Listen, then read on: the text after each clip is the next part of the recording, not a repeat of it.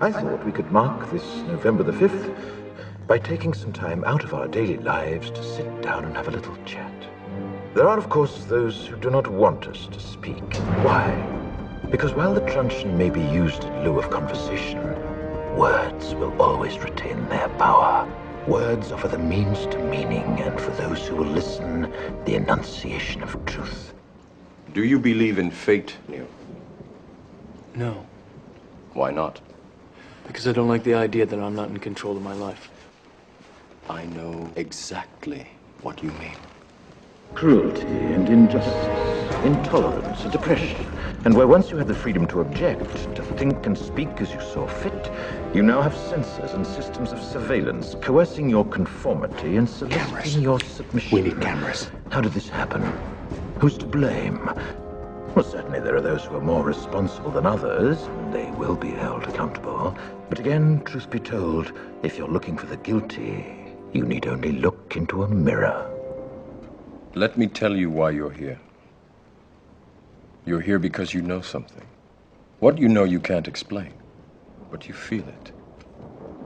You felt it your entire life, that there's something wrong with the world. You don't know what it is, but it's there, like a splinter in your mind, driving you mad.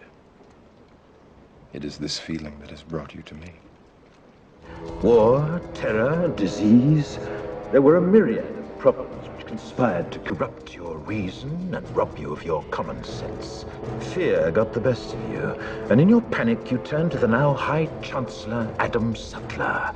He promised you order, he promised you peace, and all he demanded in return was your silent, obedient consent. Do you know what I'm talking about? The Matrix? Do you want to know what it is? More than 400 years ago, a great citizen wished to embed the 5th of November forever in our memory. His hope was to remind the world that fairness, justice, and freedom are more than words. They are perspectives.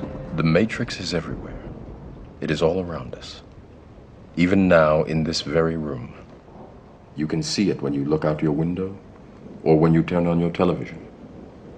You can feel it when you go to work, when you go to church, when you pay your taxes. It is the world that has been pulled over your eyes to blind you from the truth. What truth?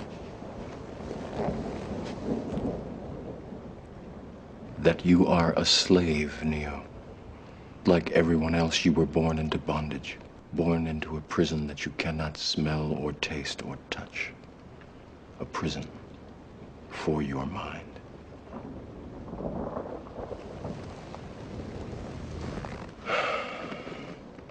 Unfortunately, no one can be told what the Matrix is. You have to see it for yourself.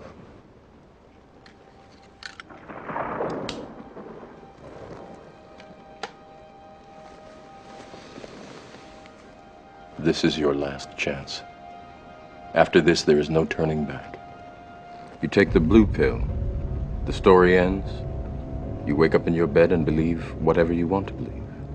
You take the red pill, you stay in Wonderland, and I show you how deep the rabbit hole goes.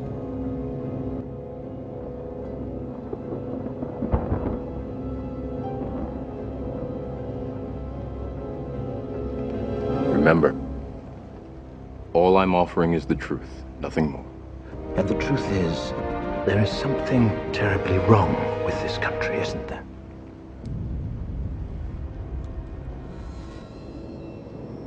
What is the Matrix? Control. What we need right now is a clear message to the people of this country. This message must be read in every newspaper, heard on every radio, seen on every television. The Matrix is a computer-generated dream world, built to keep us under control. I want this country to realize that we stand on the edge of oblivion. I want every man, woman, and child to understand how close we are to chaos. I want everyone to remember why they need us. Matrix is a system, Neo. That system is our enemy. But when you're inside, you look around, what do you see? Businessmen, teachers, lawyers, carpenters, the very minds of the people we are trying to save. But until we do, these people are still a part of that system, and that makes them our enemy. You have to understand, most of these people are not ready to be unplugged. And many of them are so inert, so hopelessly dependent on the system, that they will fight to protect it. Die! Die! Why won't you die? Why won't you die? Beneath this mask, there is more than flesh. Beneath this mask, there is an idea, Mr. Creedy. And ideas are bulletproof.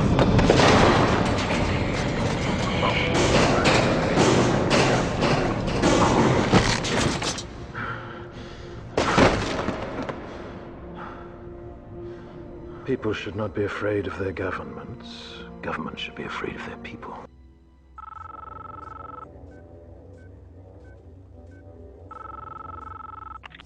I know you're out there. I can feel you now. I know that you're afraid. You're afraid of us.